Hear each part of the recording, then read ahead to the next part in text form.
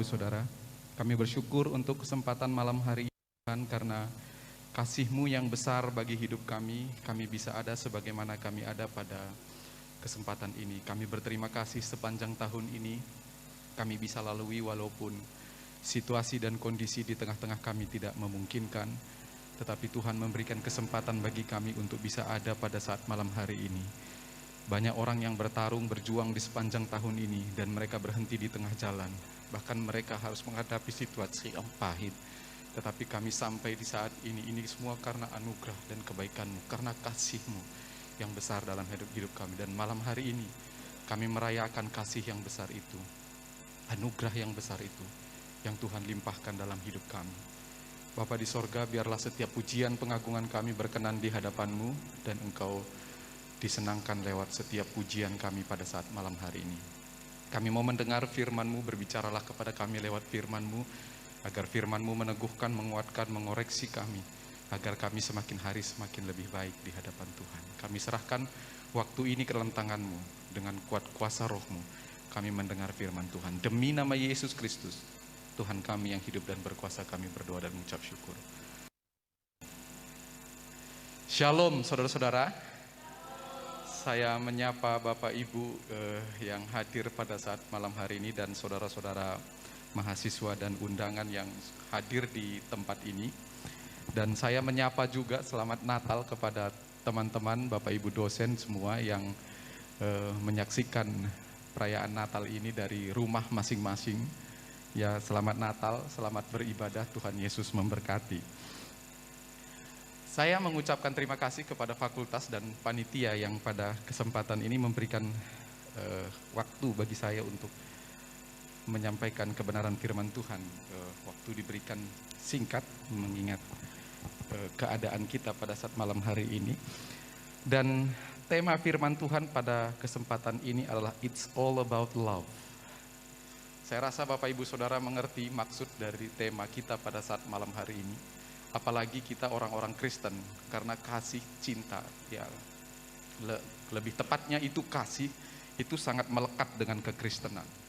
Kita selalu berbicara tanpa kasih tidak ada artinya. Paulus berbicara tentang berbagai karunia kalau tidak disertai dengan kasih itu omong kosong. Berbagai talenta, bakat, kecakapan, kepintaran tanpa kasih omong kosong. Seperti itu. Itu yang disampaikan oleh Paulus dalam 1 Korintus pasal 13. Dan pada saat malam hari ini kita merayakan Natal Bapak Ibu Saudara, dan penekanan Natal itu adalah kasih. Allah mengasihi manusia yang berdosa sehingga dia datang dalam wujud Yesus Kristus. Yesus Allah dalam rupa insani, ya Allah dalam wujud daging yang kita kenal dengan Yesus Kristus. Dan itu adalah wujud kasih terbesar dari Allah bagi dunia, di mana Ia menyerahkan Yesus Kristus bagi kita. Mari kita melihat teks firman Tuhan dari Yohanes pasal 3 ayat 16. Ini adalah ayat hafalan dari saudara-saudara sejak SD atau masih kecil, sekolah minggu dulu. Kita menghafal teks ini, dan saya rasa tidak ada orang tidak menghafalnya. Yohanes 3 ayat 16. Saya mengambil teks ini bukan karena ini mudah, justru karena ini sulit, seperti itu. Mari kita baca bersama. Dari 2-3. Karena begitu besar kasih Allah akan dunia ini, sehingga Ia telah mengaruniakan anaknya yang tunggal, supaya setiap orang yang percaya kepadanya tidak binasa, melainkan beroleh hidup yang kekal. Saudara-saudara yang dikasihi Tuhan, kita membaca teks firman Tuhan dari hasil percakapan antara Nikodemus dan Yesus pada waktu itu. Satu keunikan dalam Injil Yohanes, kita melihat dalam pasal yang ketiga, Yesus berdialog dengan seorang ahli Taurat, seperti itu. Sedangkan di pasal yang keempat, kita melihat dia berdialog dengan seorang wanita atau perempuan yang secara moral itu kurang baik, dan dia tidak pendidikan sama sekali. Ini dua cara Yesus mendekati orang pada waktu itu dengan model dialog. Nah, dari dialog-dialog yang kita lihat ini sebenarnya Yohanes ingin menunjukkan bagaimana Yesus mengiring para pendengarnya untuk mengenal siapa sesungguhnya dia. Dan kesimpulan Yohanes di bagian terakhir bahwa tujuan Injil itu ditulis supaya engkau mengetahui bahwa Yesus Kristus adalah Mesias, anak Allah. Dan jika engkau percaya, maka engkau akan beroleh hidup yang kekal. Nah, kali ini kita merayakan Natal, saudara-saudara. Dari teks yang kita baca tadi, Yesus dengan tegas berkata kepada kepada Nikodemus, karena begitu besar kasih Allah akan dunia ini, sehingga ia telah mengaruniakan anaknya yang tunggal, supaya setiap orang yang percaya kepadanya tidak binasa, melainkan beroleh hidup yang kekal. Kalau kita melihat teks ini, ada 4 penekanan. Ya, dari kalimat-kalimat itu kalau saudara lihat, ada 4 penekanan khusus itu. Yang pertama adalah kasih Allah akan dunia. Ya, kasih Allah akan dunia. Nah, kasih Allah akan dunia itu sebagai sebab. Apalagi teks ini dimulai, karena begitu besar kasih Allah akan dunia ini. Ini pernyataan yang pertama, penekanan pertama. Kasih Allah akan dunia itu sebagai sebab. Lalu yang kedua, kita melihat juga di dalam teks ini anaknya yang tunggal. Di situ dikatakan, ia telah mengaruniakan anaknya yang tunggal. Itu sebagai pemberian atau karunia kepada manusia. Penekanan yang ketiga yaitu iman atau percaya sebagai syarat. Dikatakan supaya setiap orang yang percaya kepadanya, itu syarat, iman atau percaya sebagai syarat, dan kehidupan kekal bukan kebinasaan itu sebagai akibat. Jadi 4 penekanan ini secara jelas dinyatakan Yesus kepada Nikodemus, di mana Allah mengasihi dunia ini, segala sesuatu yang dikerjakannya penyebabnya itu adalah kasih Allah. Dan wujud dari kasih itu, ia mengaruniakan anaknya yang tunggal sebagai pemberian yang berbeda dari pemberian yang lain. Dan untuk merespon pemberian itu harus ada iman atau percaya sebagai syaratnya. Akibatnya, dampaknya apa? Kehidupan kekal, bukan kebinasaan. Nah, saudara-saudara, malam hari ini kita merayakan Natal akan merenungkan dari 4 penekanan ini, saudara. Mana kita lihat di situ Natal itu identik dengan kasih. Dan bukan hanya Natal saja. Ya, ada lagu, sebab Natal takkan berarti tanpa kasih-Mu. Mustahil dan tidak akan pernah terjadi Natal, kelahiran Yesus Kristus di dunia ini tanpa ada kasih Allah. Oleh sebab itu Natal, bahkan seluruh kehidupan kekristenan itu identik dengan kasih. Karena kasih itu merupakan wujud nyata. Ya, wujud nyata kasih Allah itu merupakan bagian kehidupan manusia. Nah, mana Allah mengasihi kita? Dari mana kita tahu? Ketika ia datang melalui Yesus Kristus untuk menyelesaikan permasalahan besar di dalam hidup manusia. Apa permasalahan itu? Permasalahan itu adalah dosa. Tidak ada masalah yang lebih besar dihadapi manusia selain dosa, saudara-saudara. Kalau saudara memiliki masalah keuangan, itu tidak sebesar masalah dosa. Kalau saudara memiliki masalah keluarga, tidak diindahkan orang tua, itu tidak sebesar masalah dosa. Kalau saudara-saudara punya masalah sampai sekarang masih sendiri, itu tidak sebesar dosa. Ya, yang harus kita hadapi. Karena dosa itu memberi dampak yang besar. Kalau tidak punya uang, palingan lapar kan? Masih bisa makan yang lain. Kalau ada masalah keluarga masih bisa diselesaikan. Tetapi masalah dosa itu menggiring kita ke neraka. Itu masalahnya. Nah, sedangkan dunia kita ini asik dengan dosanya. Dosa semakin bertambah. Kalau dididik kebenaran, diajar kebenaran, orang gak suka. Kenapa? Orang hidup dalam budaya dosa. Dan kecenderungan kita itu berbuat dosa. Satu dosa cukup menggiring kita ke neraka. Waktu belajar konsep pilihan di dalam kelas, ada orang berkata Allah tidak adil. Kenapa? Sebagian dipilih, sebagian tidak dipilih. Justru saya berkata itu keadilan Allah. Sepantasnya kita semua tinggal dimasukkan saja ke neraka, antri. Tapi Allah kaya akan anugerahnya, diberi kesempatan bagi orang-orang yang masuk surga. Itu kan adil ya saudara-saudara ya. Nah, oleh sebab itu, Natal itu berbicara tentang wujud kasih Allah. Kasih atau mengasihi merupakan istilah yang sangat penting dalam Injil Yohanes. Injil Yohanes itu berbeda dari Injil-Injil yang lain, saudara.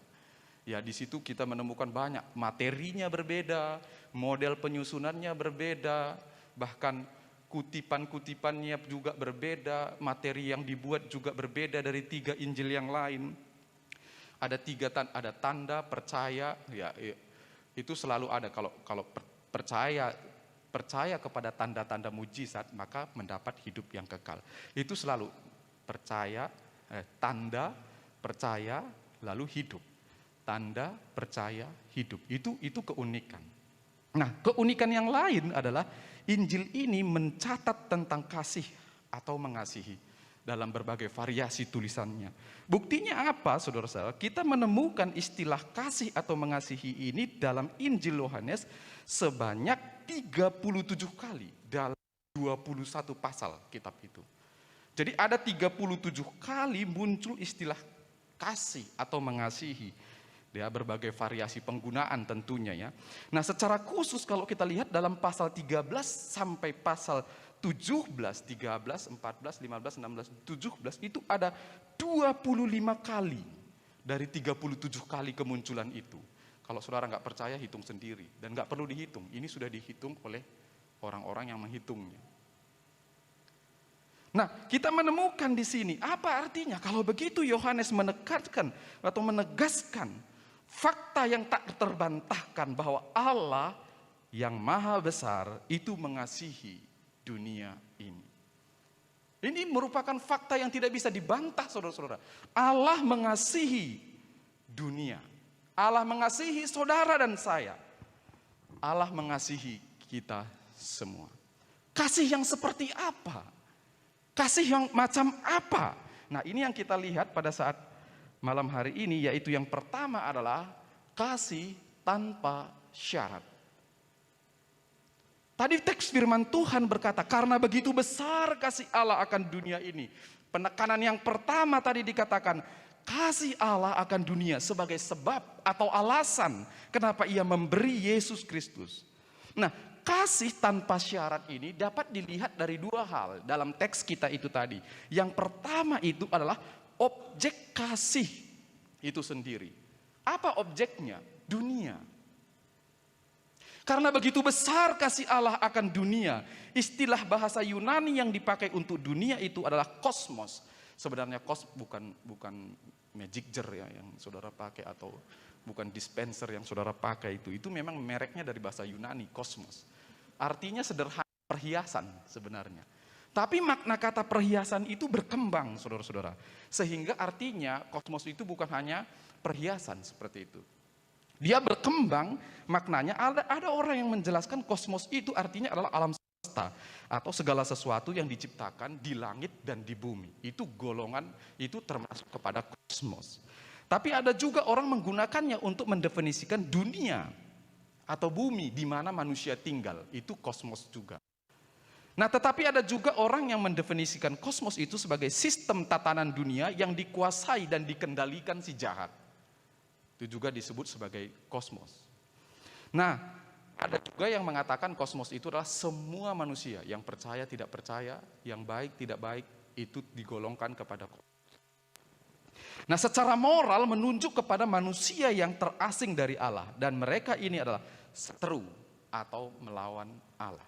Kalau kita lihat definisi yang disebutkan ini tentang arti dari kosmos itu, ya perdebatan, saudara-saudara, bahkan teolog-teolog ribut sampai sekarang hanya masalah dunia ini saja.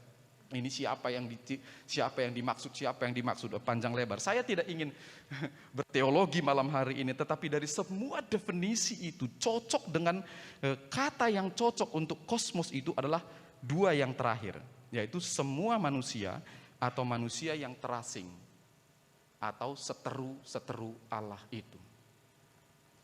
Karena begitu besar kasih Allah akan dunia ini, yang dimaksud itu adalah semua manusia yang menjadi seteru Allah, semua manusia yang terasing dari Allah.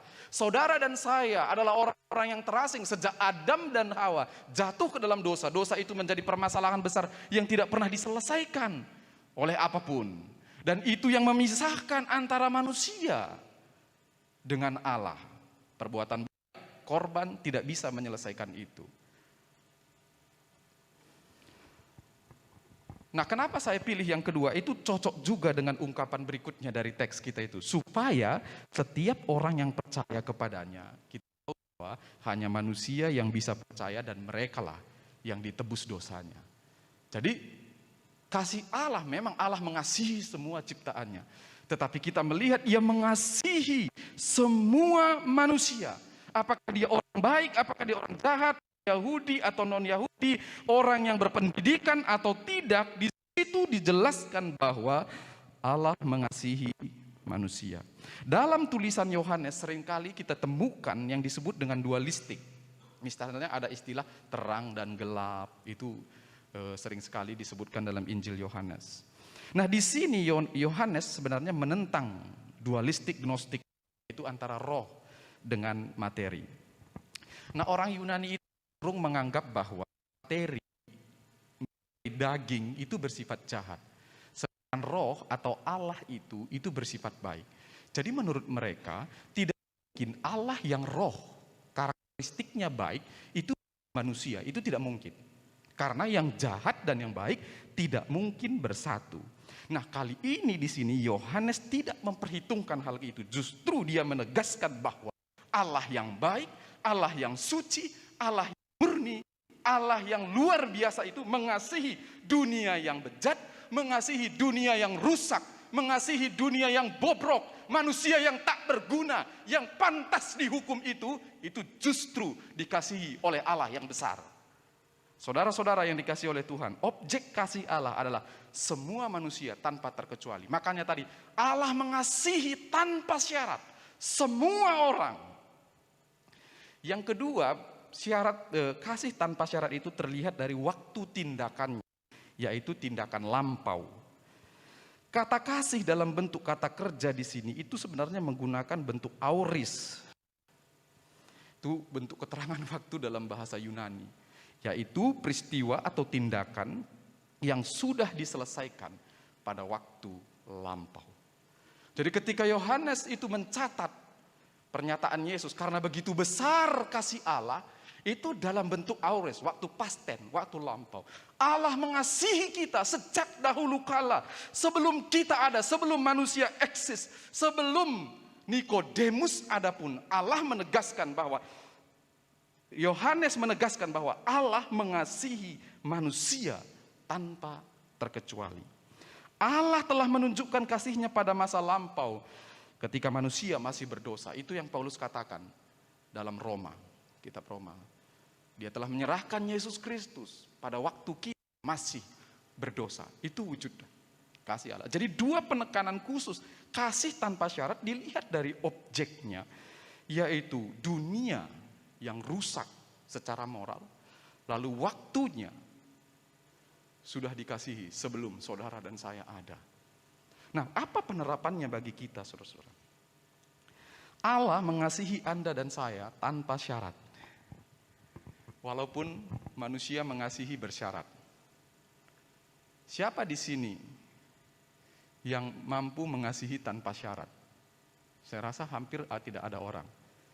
Tetapi Allah mengasihi kita tanpa syarat. Itu istilahnya kasih meskipun atau kasih walaupun. Kalau ibu bapak kita di rumah seringkali mengasihi dengan kasih jikalau. Kalau kamu ranking 1, saya beli sepeda, ya enggak? Masalahnya enggak ranking, ya jadi enggak dibeli. Kalau kamu tidak bandel, kalau, hampir-hampir bosan kita mendengar kalau. Dan seberapa banyak kita disakiti karena kasih kalau itu tadi. Kalau nanti begini, kita begini. Tahu-taunya enggak. Banyak yang kalau itu tidak dipenuhi orang tua. Manusia biasanya mengasihi dengan syarat tertentu. Membuat sebuah syarat, ya kan? Jadi mustahil, aku mencintaimu, aku mencintai engkau apa adanya, gombal. Bohong, apa adanya dek, udah begitunya aja, enggak. Ada maunya. Sebenarnya manusia mengasihi manusia yang lain karena ada maunya. Ya, tapi aku mencintai kamu apa adanya kok. Enggak, karena ada sesuatu yang menarik di dalam diri Anda, makanya dia mencintai. Coba kalau enggak dilirik pun. Itu kasih bersyarat itu. Ya kan? Tetapi Allah itu mengasihi kita meskipun engkau, Winardi, meskipun engkau sering jatuh ke dalam dosa. Aku mengasihi engkau walaupun engkau berdosa, walaupun engkau bejat, walaupun engkau tidak dianggap orang lain, walaupun engkau dianggap hina, terbelakang, tidak ada yang menginginkan engkau ada di dunia ini. Allah berkata, aku mengasihi engkau walaupun dunia tidak memperhitungkan engkau. Kalau enggak ada kita malam hari ini, saudara-saudara. Kasih Allah itu kasih meskipun. Walaupun tidak ada yang menerima Anda apa adanya, Dia menerima Anda apa adanya. Tanpa pernah melihat masa lalu Anda, tanpa pernah melihat latar belakang Anda, tanpa pernah melihat setinggi apa pendidikan Anda. Enggak pernah. Tetapi walaupun Allah mengasihi Anda dan saya tanpa syarat, Dia tidak akan membiarkan saudara dan saya begitu-begitu terus harus bertumbuh di dalam Kristus setelah mengalami kasih itu. Siapa kita di hadapan Allah? Kenapa saudara dan saya dikasihi? Kita bukan orang hebat. Kita ini hanya sampah, kata Paulus. Sampah yang diperbaharui karena kasihnya, sehingga kembali menjadi ciptaan mulia seperti sedia kala. Siapa kita, saudara-saudara? Dengar. Ada orang hebat di sini? Ada orang pintar di sini? Ada yang patut dibanggakan dari hidup kita? Ada sesuatu yang kita anggap ini karena aku hebat. Ada yang berkata seperti itu, tanpa kasih Allah binasa. Tanpa kasih Allah tidak ada gunanya. Secanggih, sehebat apapun manusia, tanpa kasih Allah tidak berguna. Itu harus diingat, saudara-saudara. Karena kehebatan kita tidak pernah meluluhkan hati Allah supaya Dia datang melihat kita. Enggak pernah. Itu murni karena kebaikannya. Jadi diingatkan, Winardi, jangan merasa sok hebat. Kau ada di sini bukan karena engkau, tetapi karena Tuhan. Kasih tanpa syarat. Dia mengasihi saudara dan saya apa adanya. Kalau bukan karena kasihnya, siapa yang angkat kita dari tempat asal kita masing-masing bisa kuliah di tempat ini? Tidak ada. Kalau bukan karena Tuhan, saya tidak ada di sini. Mungkin sekarang saya jadi petani, saudara-saudara. Ya, petani yang pagi, kerjaannya pagi, ya pagi ladang, pulang, tidur, besok ke ladang lagi. Kena matahari sepanjang malam. Ya dulu saya pikir karena usaha saya, tetapi bukan karena itu. Saya pengen dulu kuliah, cita-citanya cuma satu, supaya tidak ke ladang. Ini direkam toh. Nanti supaya saya kirim ke orang tua saya juga. Saya dulu kuliah itu supaya tidak ke ladang, itu aja dulu pertama. Karena malas saya ke ladang, kalau saya nggak kuliah pasti ke ladang. Lalu orang-orang bilang, kalau kamu kuliah palingan nanti ke ladang juga. Banyak yang S1 nganggur. Dalam hati saya minimal 5 tahun saya kuliah, saya tidak ke ladang. Itu aja. Tapi ternyata Allah berkehendak lain, Dia punya agenda lain. Bahkan di tengah-tengah ketidakberdayaan, tidak bergunaan kita pun Dia bisa mendapati karena kasih-Nya. Yang kedua, kasih yang apa? Kasih seperti apa kita bicarakan malam hari ini? Bukan hanya tanpa syarat. Dia menerima Anda apa adanya. Kasih yang rela berkorban. Ini penekanan yang kedua, anaknya yang tunggal itu sebagai pemberian atau karunia Allah. Karena begitu besar kasih Allah akan dunia ini sehingga Ia telah mengaruniakan anaknya yang tunggal. Ada dua hal yang perlu kita lihat di sini. Yang pertama adalah definisi kasih itu sendiri. Dalam teks ini memang kita melihat kata karena begitu besar kasih Allah. Sebenarnya itu kan kalau itu kata benda ya saudara-saudara ya. Sedangkan dalam bahasa asli itu menggunakan kata kerja, bukan kata benda. Jadi di situ dikatakan karena begitu besar kasih Allah. Nah, di dalam bahasa Yunani itu sebenarnya menggunakan kata kerja. Kalau Anda lihat di situ, hutos gar egapesen hoteas tan kosmon. Itu dalam bahasa Yunani jelas sekali ada kata egapesen di situ. Bukan kata agape, agapen bukan. Agape, agapen bukan. Itu kata benda. Tetapi di situ menggunakan kata egapesen. Itu dari kata kerja agapao. Arti mengasihi. Jadi sebenarnya terjemahan itu berkata, karena Allah begitu mengasihi dunia ini. Makanya American Standard Version menulis, for God so loved the world. Karena Allah begitu mengasihi. Kata kerja digunakan. Bahkan bahasa Indonesia masa kini menerjemahkan, karena Allah begitu mengasihi manusia di dunia ini. Firman Allah yang hidup juga menggunakan, karena Allah sangat mengasihi isi dunia ini. Bahkan terjemahan lama sendiri pun menggunakan, karena demikianlah Allah mengasihi dunia ini. Nah, di sini kita lihat bahwa kata kasih itu menggunakan bentuk kata kerja. Kata kerja mengasihi ini dalam bentuk, lagi-lagi tadi kita berbicara dalam bentuk aorist indikatif aktif. Jadi ini adalah kalimat aktif. Allah mengasihi, di mana kasih itu, mengasihi itu merupakan tindakan Allah yang terjadi di masa lampau. Dan itu sesuai dengan kenyataan, bukan dalam bayangan, bukan dalam angan, dan bukan dalam kemungkinan. Allah mengasihi saudara. Allah mengasihi Anda itu nyata. Allah mengasihi kita bukan dalam bayangan, bukan dalam kemungkinan. Istilahnya mengasihi bukan halu. Kata anak muda zaman sekarang. Banyak yang halu di sini. Nyata. Dari mana nyata? Pengguna kata indikatif. Kalimat indikatif itu adalah kalimat yang tindakannya sesuai dengan realita. Bukan bayang-bayang. Bukan kemungkinan. Kemungkinan Allah mengasihi kita. Bukan. Jelas ini adalah sesuai dengan realitanya. Jadi mengasihi di sini menuntut tindakan nyata. Tindakannya apa? Ini yang kedua, mengaruniakan anaknya yang tunggal.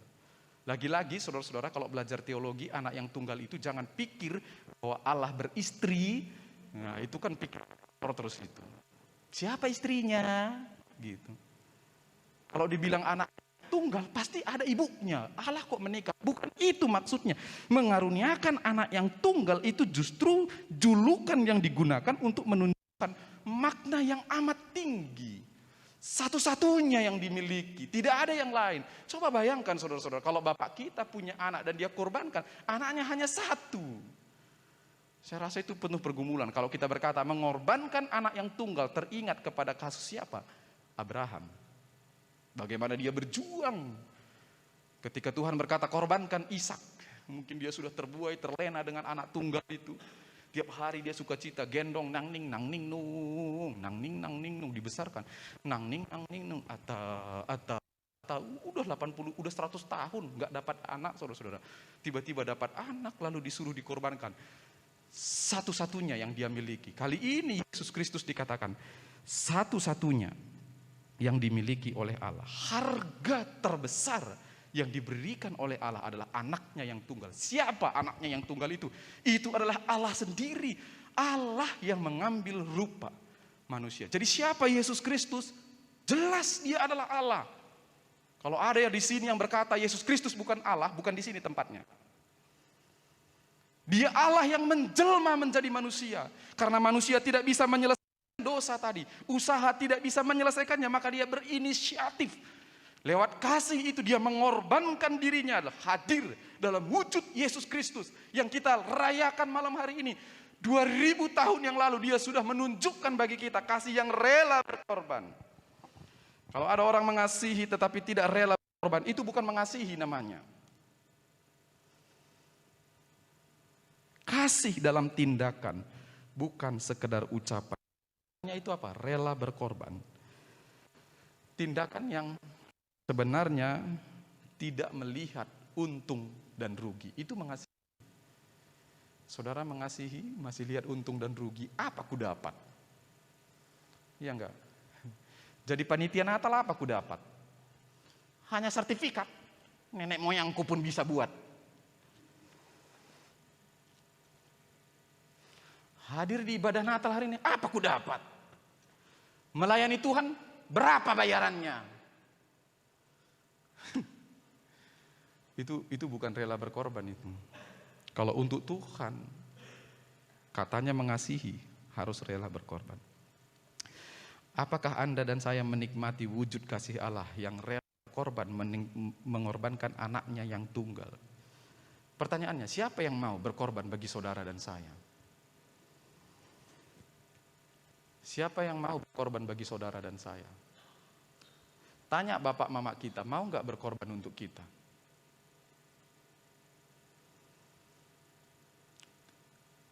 Yang laki-laki, seandainya punya istri, lalu dokter bilang, ini bahaya ini Pak, melahirkan. Ada dua kemungkinan.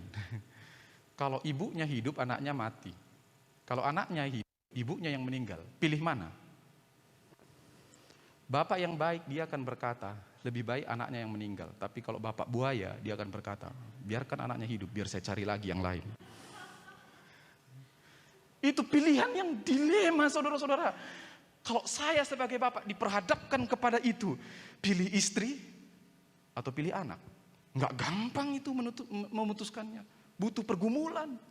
Kalau begitu, biasanya orang normal akan pilih, biarlah istrinya yang hidup. Anak itu enggak apa-apa. Itu bukti bahwa orang tua pun belum tentu mau mati untuk saudara dan saya. Mati-matian mau. Tapi mati enggak. Satu-satunya orang yang mau mati untuk saudara dan saya, Yesus Kristus. Jadi Yesus datang ke dunia ini untuk mati. Dia lahir untuk mati. Siapa yang mau mati untuk kita? Apalagi untuk dosa-dosa kita. Orang tua? Mau? Pacar? Rela berkorban. Bukit akan kudaki, lembah akan kuturuni, laut akan kuseberangi. Kopi panas dia tiup. Mana ada itu?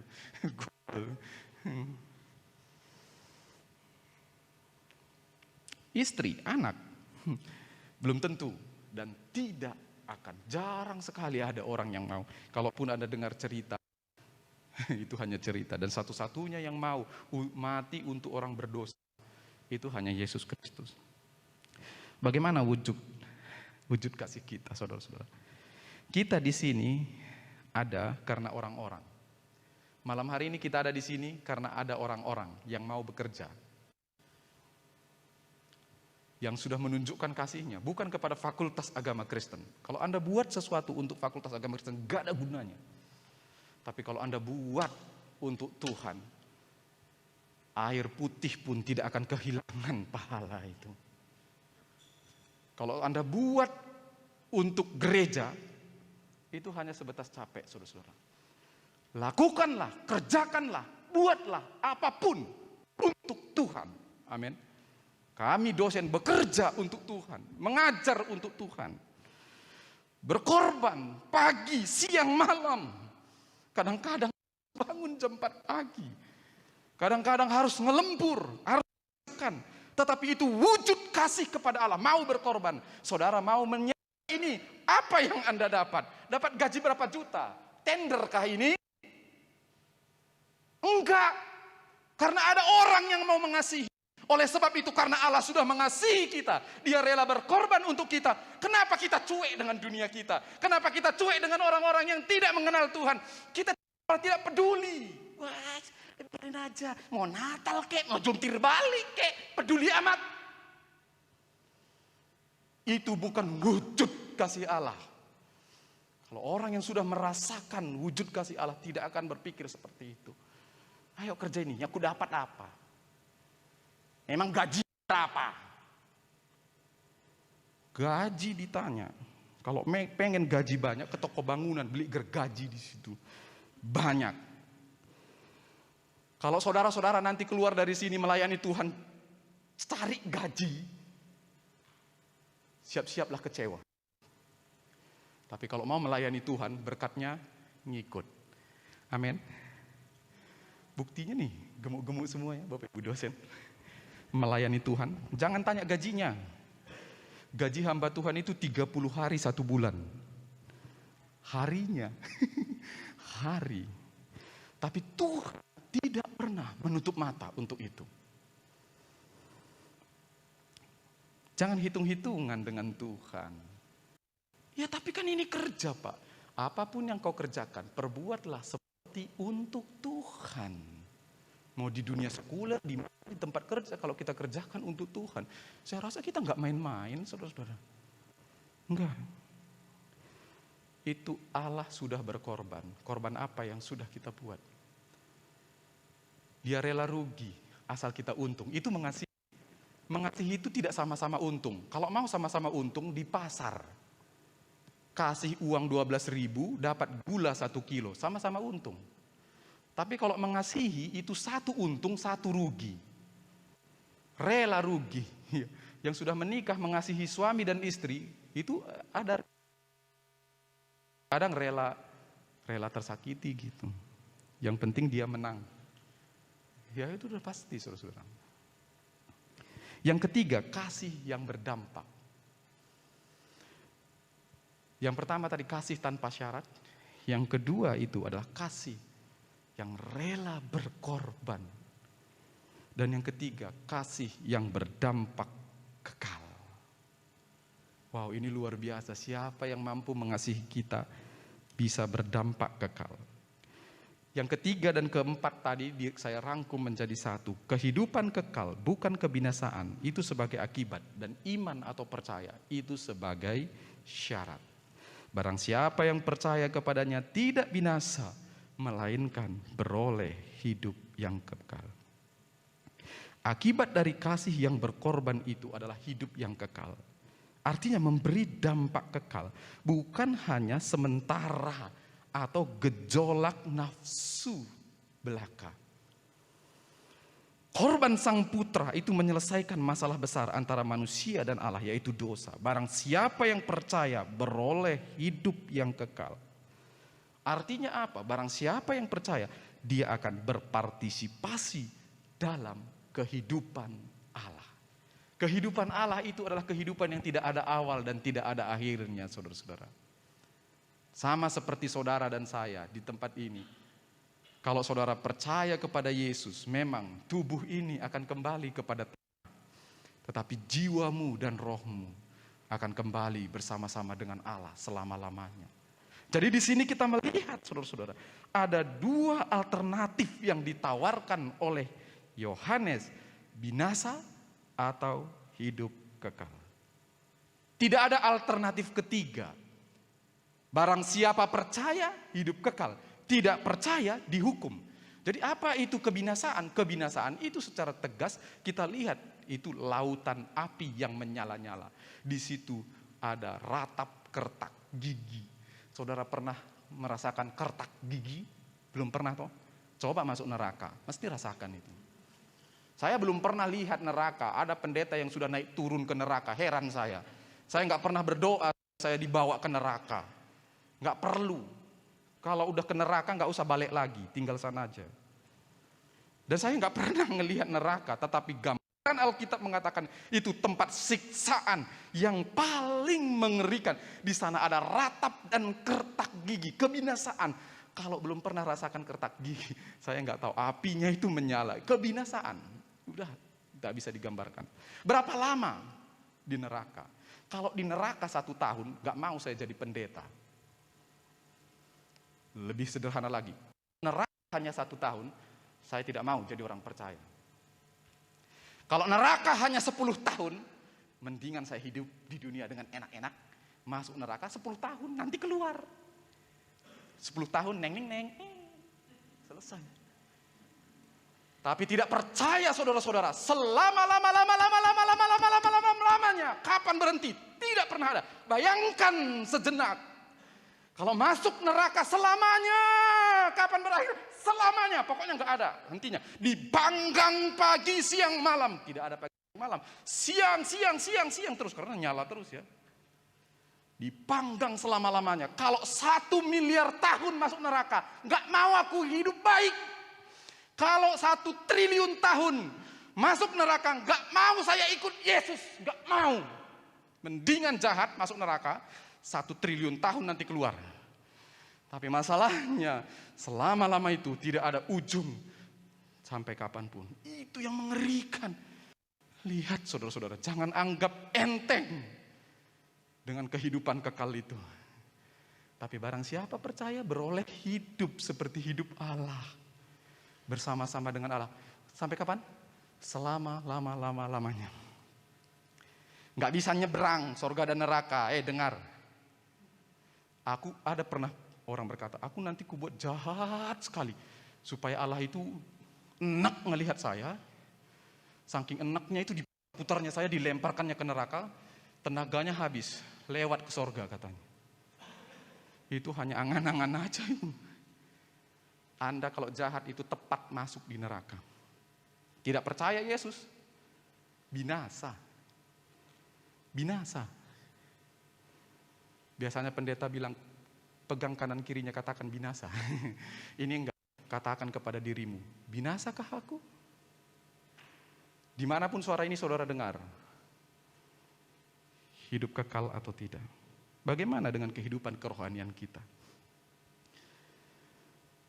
Masih anggap enteng dengan kelahiran baru? Masih anggap enteng dengan pertobatan? Allah begitu mengasihi dunia sehingga dia beri kasih yang berdampak bagi kita.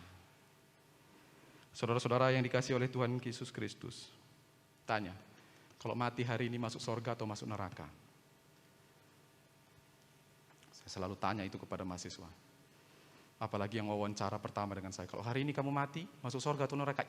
Jangan tanya Pak, katanya. Lah kenapa? Belum tahu. Loh kalau belum tahu, hari ini waktunya. Barang siapa percaya tidak binasa, melainkan beroleh hidup. Pasti masuk surga atau tidak? Ragu. Siapa yang tahu? Surga itu kehendak Allah. Ya, tapi kehendak Allah pun kita diberi kunci untuk memahami bagaimana tahu atau tidak. Kalau saudara sendiri tidak yakin, siapa yang yakin? Kalau nggak peduli Pak, bapak saya sama mama saya kan baik, nanti saya goncengan ke surga. Surga itu bukan goncengan, saudara-saudara. Itu urusan pribadi masing-masing. Kalau bapaknya baik masuk surga, bapaknya percaya Yesus masuk surga, Anda tidak percaya Yesus, itu cukup membawa kita ke neraka.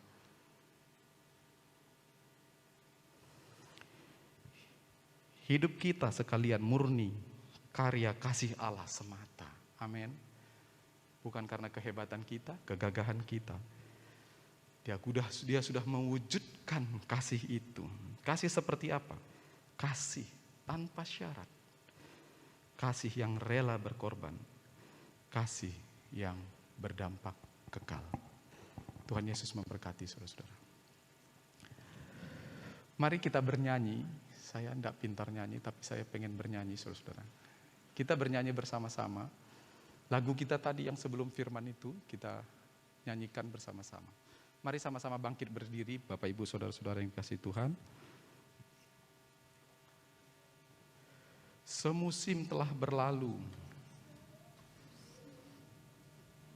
Kau tetap peliharaku. Kasih dan setia Tuhan selalu baru dalam hidup kita.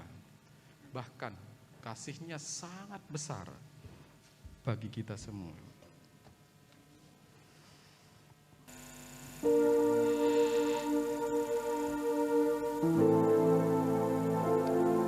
Terima kasih Tuhan.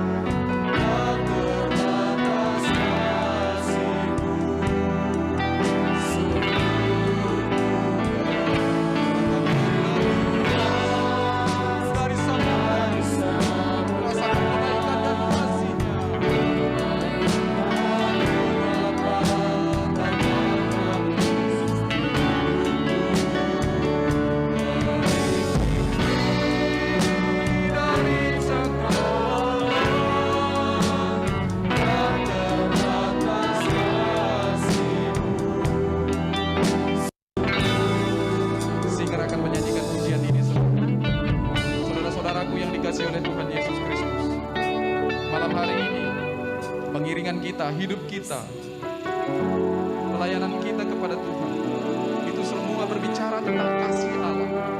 Bukan karena kehebatan dan kekuatan kita, itu semata karena kasih Allah. Kasih-Nya yang membuat kita ada di tempat ini. Kasih-Nya juga lah yang membuat kita hidup. Mari rasakan kasih tanpa syarat. Mungkin engkau sering dilupakan, tidak dihitung, dijengkali. Namun Allah mengasihi saudara dan saya tanpa syarat. Dia menerima saudara dan saya apa adanya, tanpa melihat latar belakang. Dan Dia telah berkorban bagi kita. Kasih yang berwujud, satu-satunya manusia yang mau mati untuk saudara dan saya, itu adalah Allah. Dan kehidupan kekal yang diberi Allah bagi kita, itu sebagai konsekuensi. Kita katakan, lebih luas dari samudra kebaikan dan kasih-Mu Tuhan. Haleluya, haleluya, haleluya.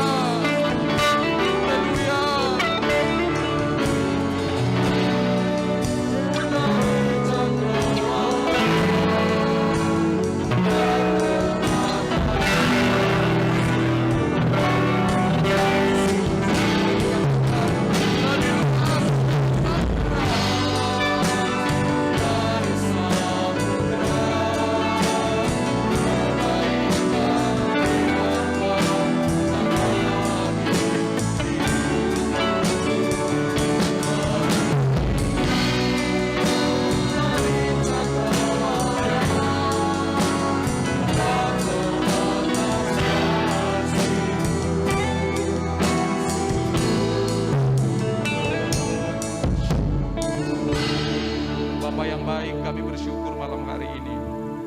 Karena kasih-Mu, kami bisa ada sebagaimana kami ada malam hari ini. Terima kasih, Tuhan sudah menerima kami apa adanya. Terima kasih, Engkau sudah berkorban bagi kami. Terima kasih, Engkau telah memberikan hidup yang kekal bagi kami.